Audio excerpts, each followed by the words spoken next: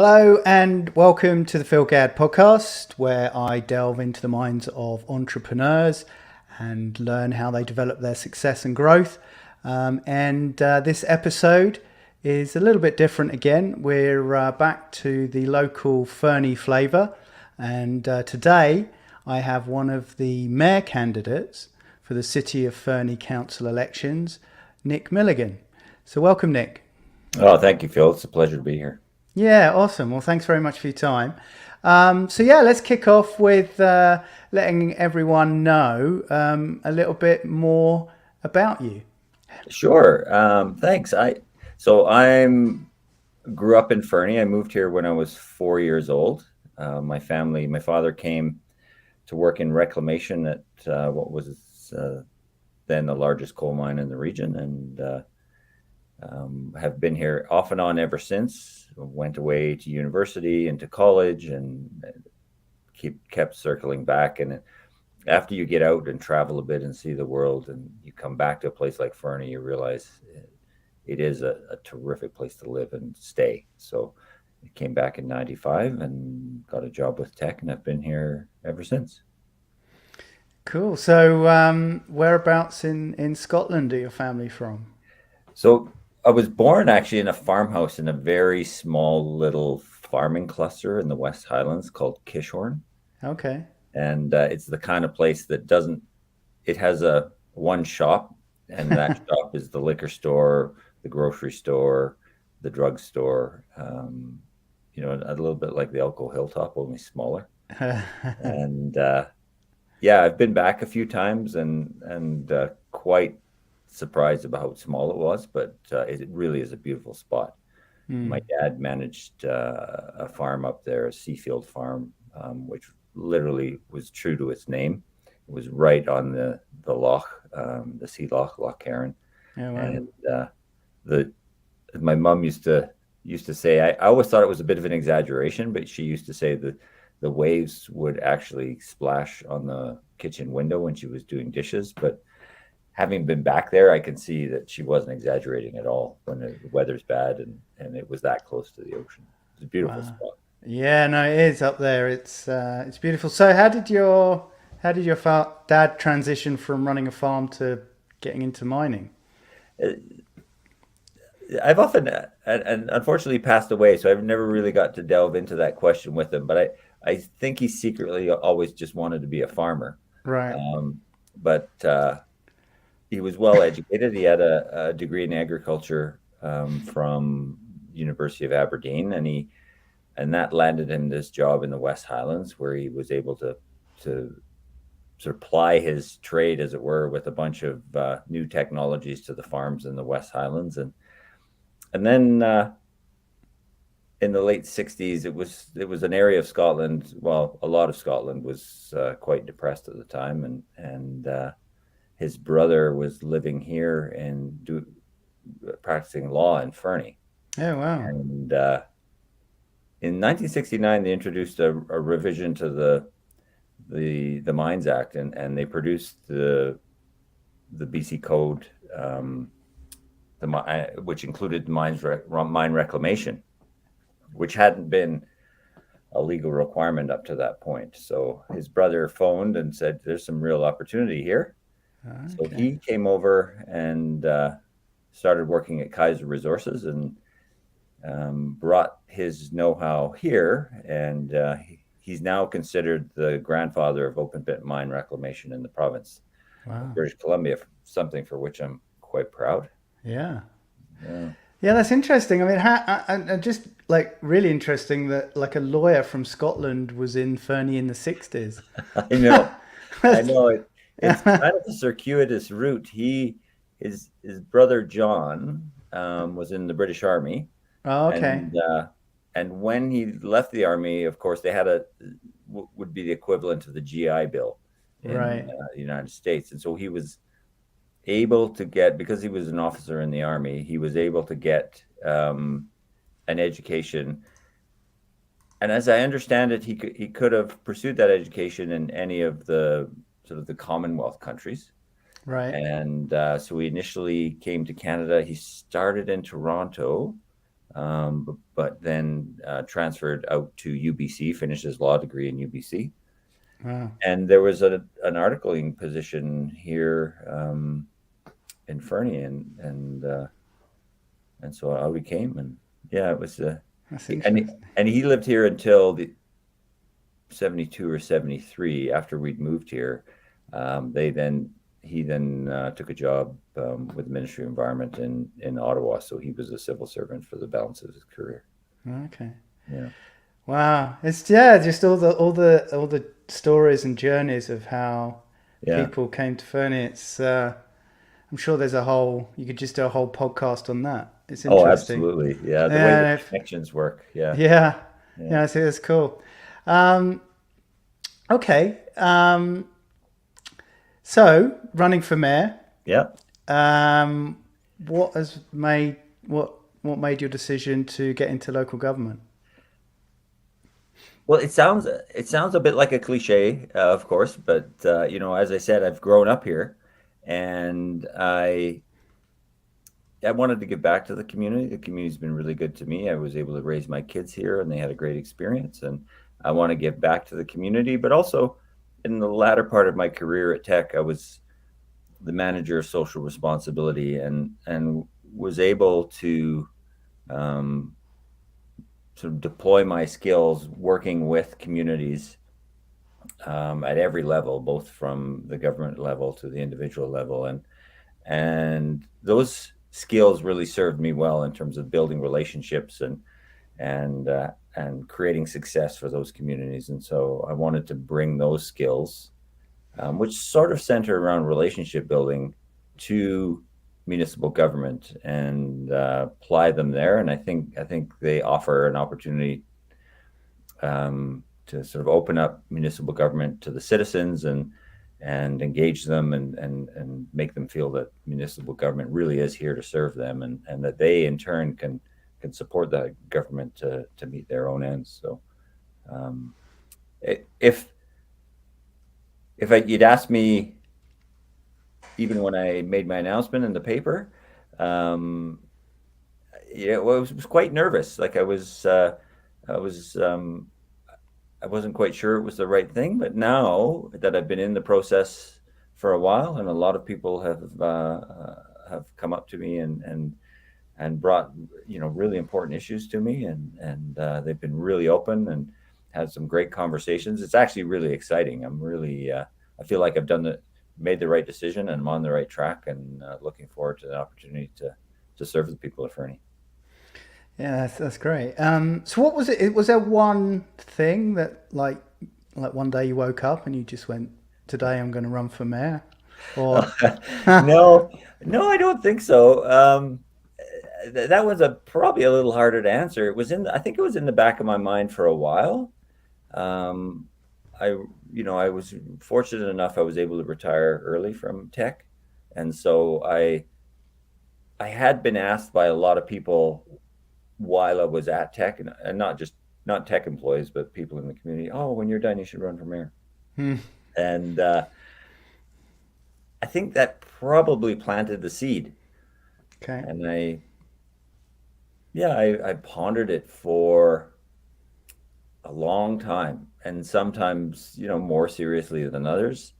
When I retired, I started a small consultancy, and that got very busy very quickly, and that was great. But always in the back of my mind was, well, the election's coming up in a couple of years. Well, what are you thinking? And a little interior voice, a little interior conversation went back and forth for a long time, and then I just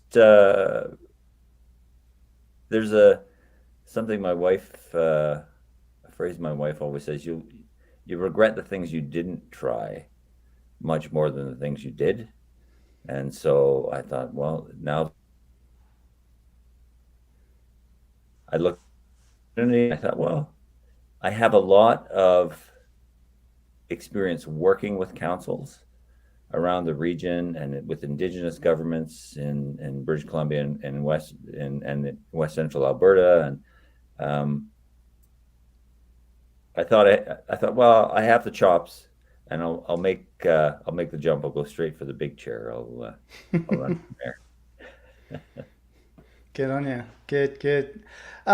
Just want to rewind a little bit. You mentioned when you were talking to some people about doing it, some big issues came up.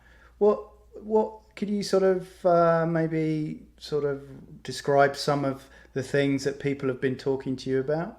Sure. Yeah, I've been cornered by, and cornered, I mean, and use that in the best sense. I don't want to sound like people have trapped me into anything, but I've been asked a lot. A couple of the issues that come up consistently are housing in the community.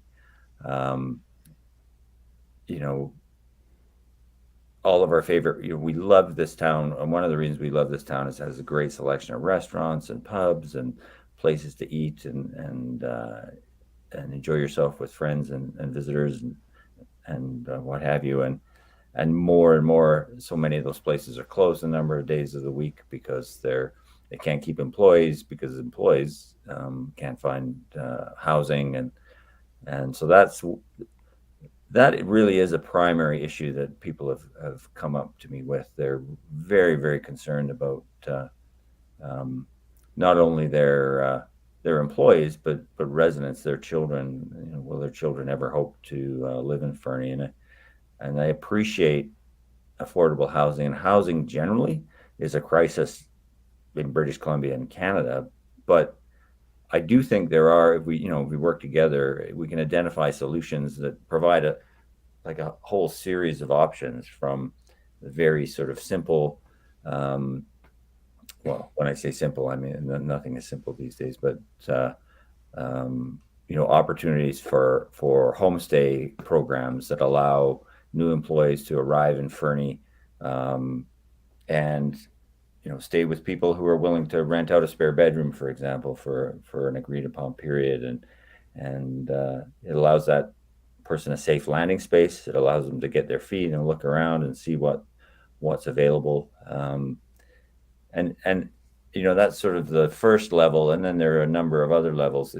I had a conversation with someone the other evening, a business owner, who said that building attainable housing, when the price tag is $1,000 a month rent, that might be attainable to people who work in industry or higher level, have higher level employment. But for folks who potentially work in the service industry, that's not necessarily attainable. So there has to be a series of kind of benchmarking, if you will. What does attainable look like for different residents, different levels of our economy, so that we service the whole economy.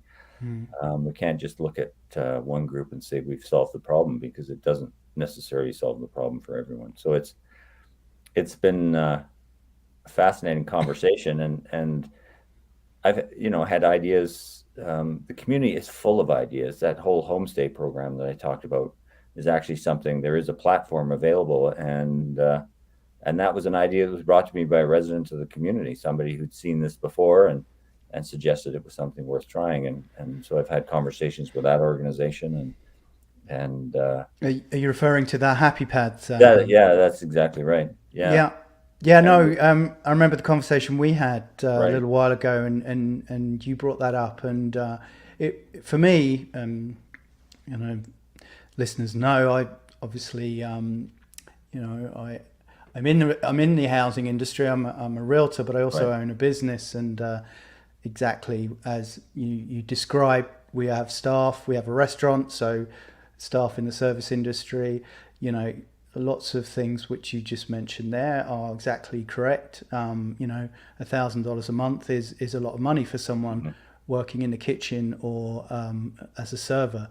And actually, it was refreshing and I think you're right. I think there is solutions out there which, as a community as a whole, we can get to through simple ideas like that, and also through collaboration with the major stakeholders in the community who have the answers for these problems.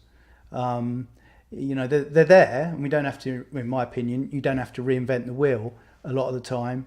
Yeah, no, it's great actually. I actually reached out to Happy Pads, and the founder is hopefully going to be on this podcast this week, chatting about his platform and how it can help alleviate this very real problem.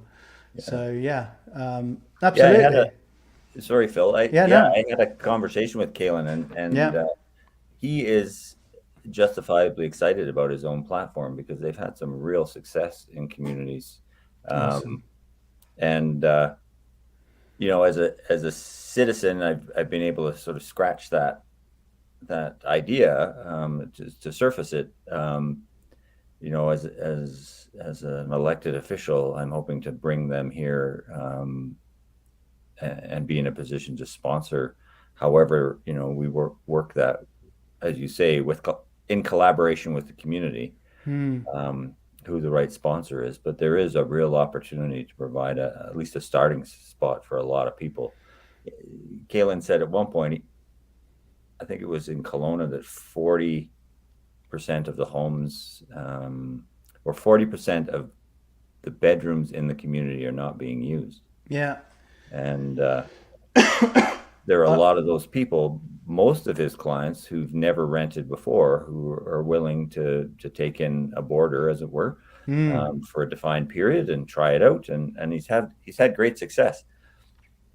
So, yeah, I just thought it was a very refreshing idea to an immediate short-term solution to a very acute problem, which I think is going to be very prevalent in the next few months here. With I had an email the other day from 3 Australian lads who, which is exciting because obviously the Aussies are coming again, thank God. But they're looking for places to live. Before COVID, three young lads looking to rock up in Fernie and have an adventure time of their lives probably would have not easily, but it would have been more easier to find like a seasonaire's accommodation where they could maybe share a house. But those days don't seem to be here anymore, which is a shame. And so short term, I think this is a really good opportunity. And but yeah, I mean, longer term, I think you're right. I think we need to look at lots of ways where we can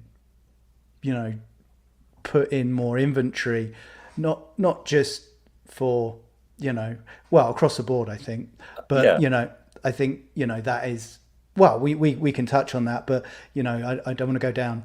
I always say this with the other two guys that I've interviewed who are running for council. Housing seems a bit of a rabbit hole, and you could probably talk about that for a whole day. But yeah, I mean, were there any other issues which people have, sort of talked to you about that they, feel that, important issues that local people have sort of discussed? Sure. Well, there's a couple. One is that,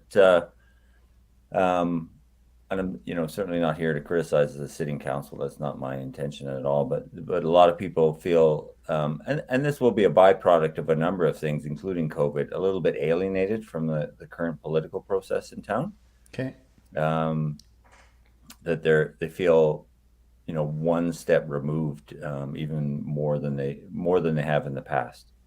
And that's sort of the primary plank of my platform, is based on my experience in the past and working with communities and people in the past. It's all fundamentally based on relationships, and if you make the time to listen and engage with people, they not only feel heard, they bring their ideas, and you can mine your own. Our community has resources that have yet to be tapped in terms of ideas, and Happy Pad just being one of them. That come to the surface once you engage with folks and enter into conversation. People have ideas, they've heard things, they've they're more than willing to bring them to the table if they feel engaged. And the other thing that I hear a lot about is our ailing infrastructure. It sort of made a big splash in the news some months ago about the current state of our wastewater treatment, and it's causing people some anxiety, not least of all because people realize the community will and has to grow, so it doesn't stagnate, but that it needs reliable basic infrastructure in order to do that, and we need to get that addressed, and that's a big issue, and it really needs to be really needs us to sort of dig into it to understand it completely, but that's going to be a real challenge for the community in the future. Yeah, that's come up a couple of times actually. Are you sort of aware of the actual issues? I mean, obviously you mentioned that there was a report locally about the wastewater treatment centre. I'm not privy to any up-to-date council information, Right. but do you have any sort of understanding on, is it something that's going to need to be replaced? Does it need to be replaced like immediately? Is it something that needs to be looked at if the town is going to continue to grow? Yeah, I think it's sort of a combination of both. I understand it's quite vulnerable currently in terms of its functionality. Okay. And as I understand it, staff at the City of Fernie have been tasked and have received some grant money in support of doing an analysis of what actually is required. Right. So I'm no expert. I wouldn't pretend to be an expert in municipal infrastructure, but there are people employed at the city who are. Yeah. And I think that process should run its course. They should determine, what needs to be done. On the surface, based on what I've heard and seen at council meetings so far, Phil, it at a minimum needs to be re-engineered. Right. And that may include, enhancements to the existing infrastructure. And hopefully it doesn't require complete replacement of the entire treatment process, but Sure. we'll have to wait till that process kind of runs its course, and we'll see where we go from there. Yeah. I suppose it's a challenge with, running any city, town. It really is. Yeah. Things that the unsexy things need to work properly for it to, for the whole place to function properly. Absolutely right. Yeah. One of the many things I'm sure, that's involved in running a city. Indeed. Okay, so for you, if you were elected as mayor, what would define a successful term in office for you? Well, I think, as I said at the outset, that the community feels fully engaged with their local government. They understand what's happening, what's going on, why the decisions that are being made, and that they have input into those decisions, and that we come out at the end, with that we work our way through 4 years on council, and throughout that time, we talked about happy paths, so as you say, housing's a rabbit hole, but that at some point we've dug into that rabbit hole, or chased that rabbit down, and we're implementing a suite of both common sense and creative solutions to deal with the range of requirements for housing, and that sort of includes everything, like whether we've got to the final fix for the wastewater treatment plant. I'm hopeful that will be the case, but that we've identified a reasonable fix that serves the people of the community and gives them comfort that that system is going to continue to work, and that to the greatest extent extent possible through participation of multiple levels of government, it doesn't fall squarely on their backs or their pocketbooks. That my intention is to access as much funding available for that sort of thing elsewhere as we can to make sure that the citizens of Fernie don't bear the brunt of that. So it really is tackling all those problems and having solutions either implemented or underway, and that the community understands those solutions, is in support, and is galvanized to see them through. Yeah, and sometimes it seems 4 years is not a long time really at all. Yeah. It just feels like a couple of weeks ago that the last elections were, and I know there was a pandemic in the middle of it, right? So it kind of skews things a little bit, because you wonder where we would be if there was no pandemic. But I think Fernie's always had a housing problem. Mm-hmm. It's just got a lot more acute right now. I'd love to be, selfishly as a restaurant owner at this time of year, thinking, we can put some ads out and pick the people that we'd love to pick, because we know that there's plenty of work for them. There's going to be no pandemic, and there's going to be somewhere for them to live.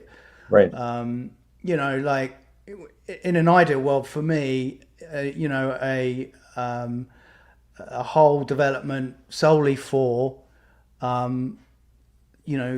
people who fit in that demographic of coming either for seasonal work or work in the bars and restaurants. Because, for example, like you said right at the top, we're not open to our full capacity, and I know none of the other establishments are. And, it really degrades the experience for the visitor as well if it does. These wonderful restaurants and bars that we have aren't open to their full capacity. Right. So yeah, I mean that would be awesome. Just to get that one element back on track for Fernie. Wouldn't it? Yeah, and there are solutions-minded people out there. I've had a conversation with one landowner who's willing to build that kind of complex. Yeah. But he recognizes to keep the rents down and keep it attainable for that local business, large and small, likely have to participate in some way. Yeah. And so it's surfacing that conversation, getting everybody around a table and saying, well, what does that look like, and what's fair to all parties, and what makes the best solution for Fernie. There are all sorts of solutions.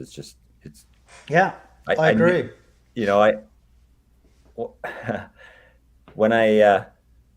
This is a bit of an aside, but I think it speaks to this issue of collaboration and ideas, surfacing ideas from the community. When I attended the College of the Rockies convocation this year in Cranbrook, the student address was given by a young woman from South Africa, and one of the memorable quotes, and she admitted it wasn't hers, and she didn't list all her sources. She said, you can get a copy of my speech, I've attached them, but it was essentially,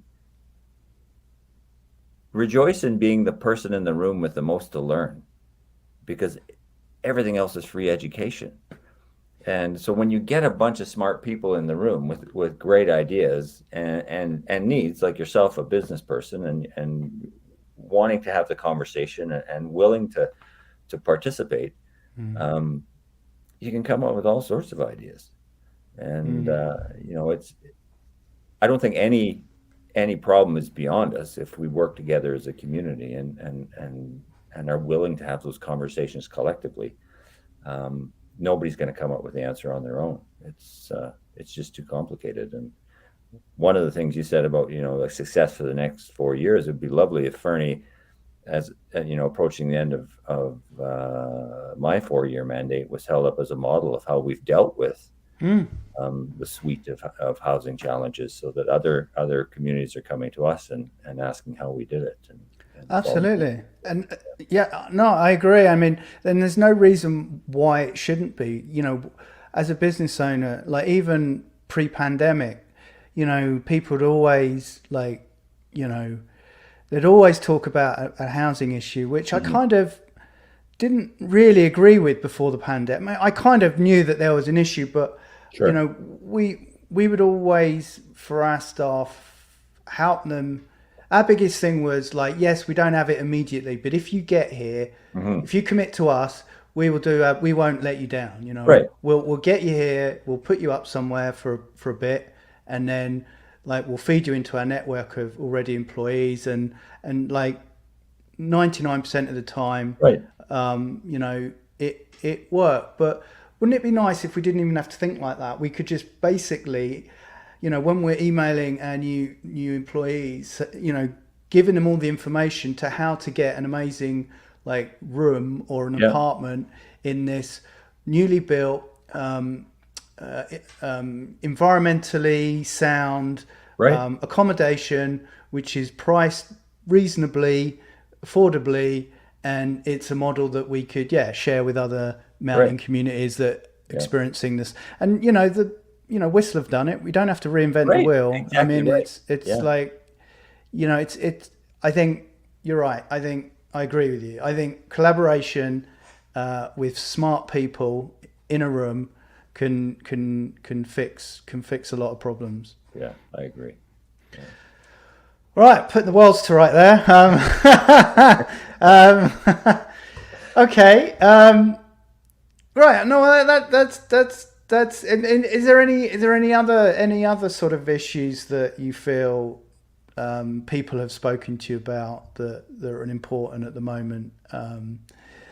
Well, yeah, and you talk about rabbit holes, we could spend all morning talking about that.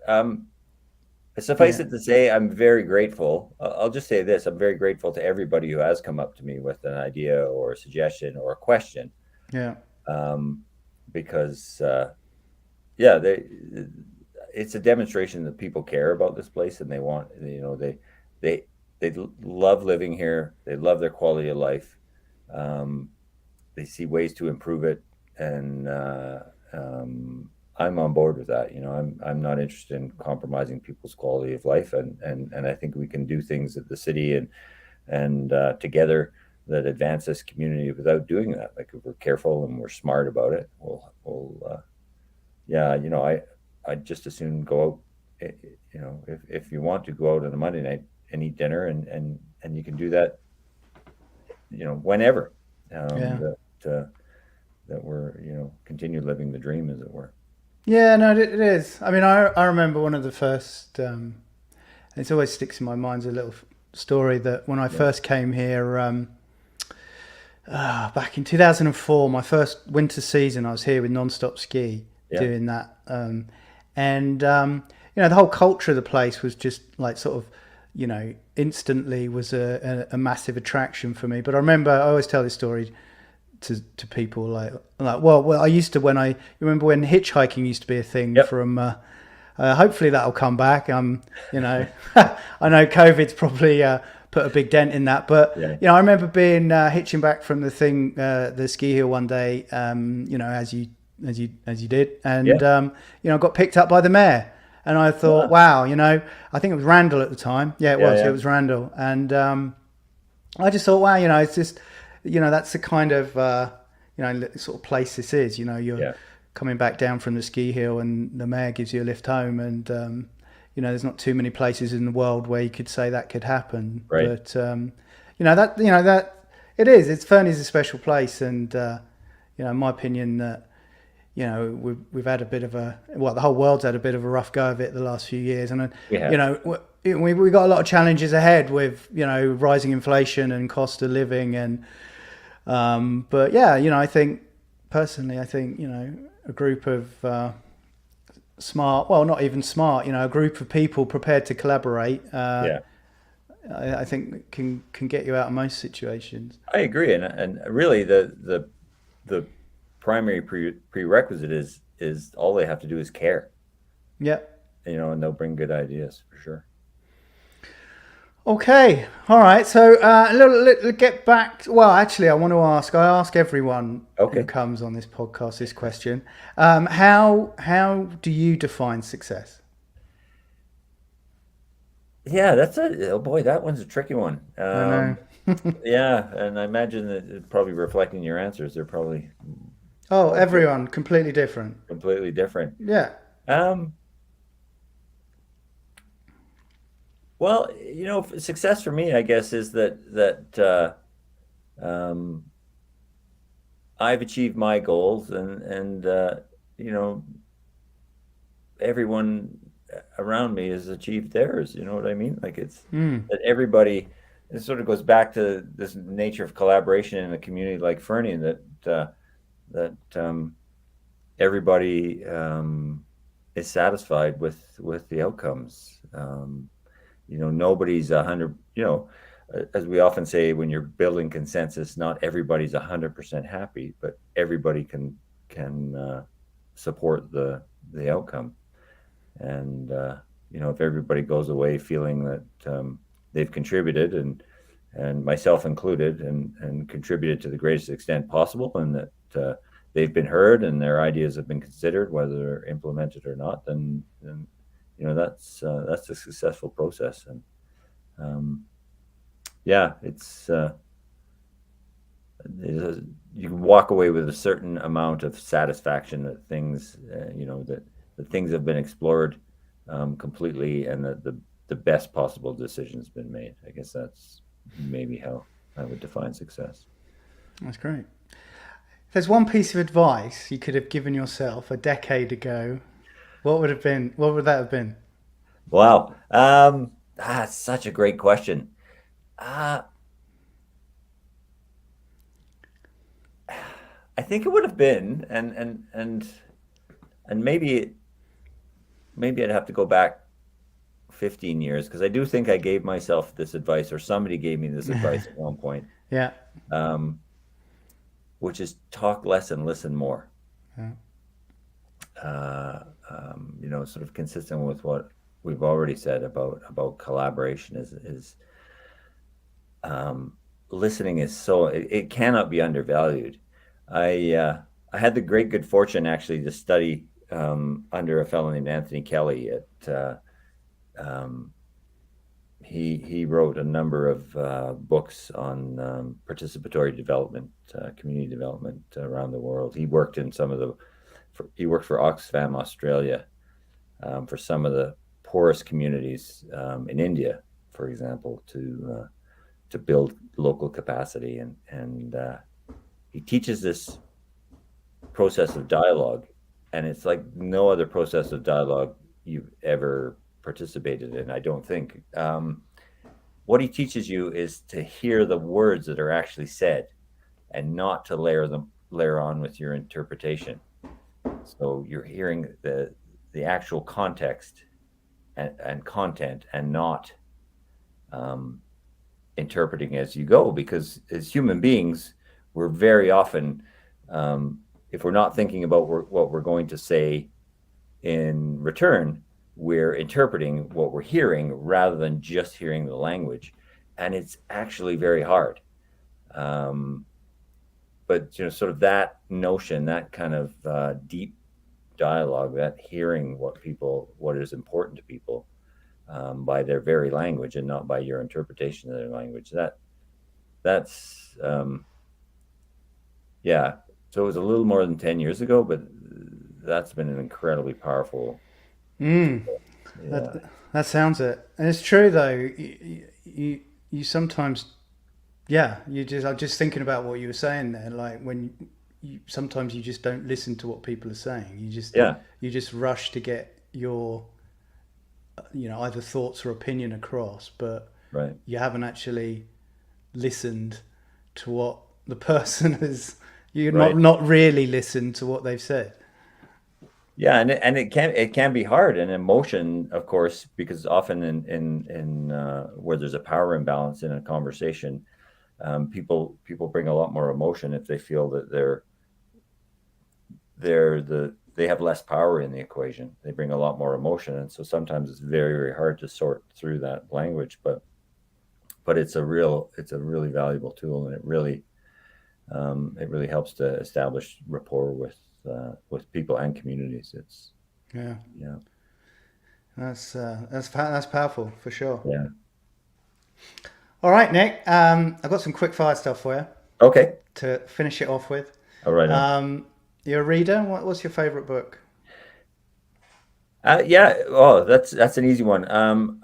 For years, we had Hilary Mantel's Wolf Hall on our bookshelf.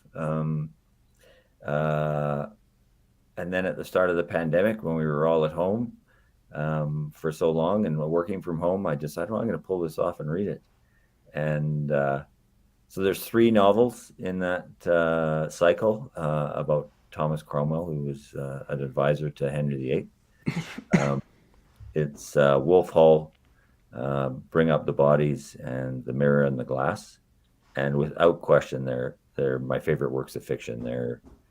And I often say that, fiction, you often learn more from fiction than you do from nonfiction. You learn facts from nonfiction, but you get insights into the human psyche often more from fiction. And I would suggest these novels are brilliant that way. It was quite remarkable. Yeah, highly recommend them. All right. No, I'm looking for some new fiction, so yeah, I'm gonna check those out. Music. You a music person? Yeah, I am. Yeah. So favorite band or what? Yeah, favorite band, favorite type of music. Are you a dancer? I like to dance. My wife likes to dance more, which is often the case in a relationship. But that's why I've had to like to dance since.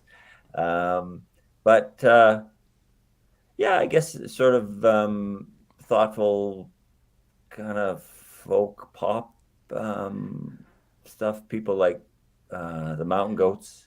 Oh yeah. Nico Case, smart lyrical songwriters tell really absorbing stories with their songs. Yeah. Interestingly, the front man from Mountain Goats, the guy named John Darnell, is also a novelist. And okay. I just read one of his novels called Devil House, but that's another one I can recommend very highly. Oh, okay. Amazing. Yeah. Oh, is that fiction? That's fiction as well. Oh, good. Yeah. No, I've just read a whole. I love reading. I read a lot of sort of personal development stuff, but also fiction. I like just getting lost in, and I don't know, for the last 6 months, all I've read is espionage, and I'm kind of done with it. I'm like, I need something else. Yeah, I need something else to get my head into. Yeah. But yeah, no, I'll check them out for sure. I haven't read either of them ones you recommended. Routines. Are you a routine person? Yeah, I kind of, sort of, I guess. Yeah. Well, I should say yes. When I was at work, I was very routine oriented. You just have to be the nature of your day. Yeah. It starts at a certain hour. And now, I get up in the morning. When the weather's been nice like this, I typically take the dog for a mountain bike ride and head out into the trails, and then I'll have breakfast. And that's sort of my morning routine. Other than that, Sylvie and my wife and I like to sit down and watch a movie on a Friday evening with a glass of wine, and sort of we'll recap our week together and decompress. Yeah. Nice. Yeah. No, me and my wife actually were quite into some good series have started up again. So we've in the evenings we've been very much either on Prime watching the new Lord of the Rings. Oh yes, yeah. I was reading somewhere they reckon that budget for that might be over $1 billion by then. I know.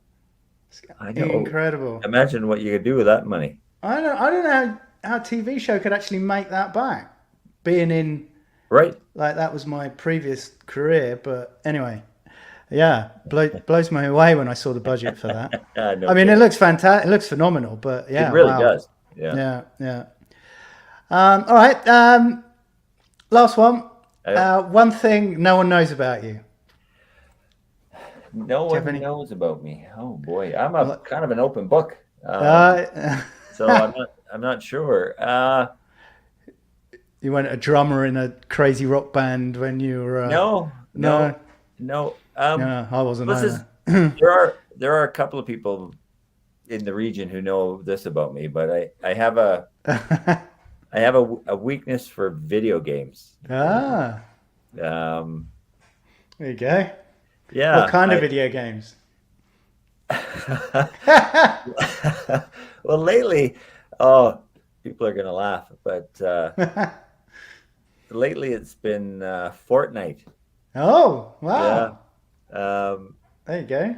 And I don't know if there must be some. I'm sure there's some algorithm that sucks you in, because I started playing it.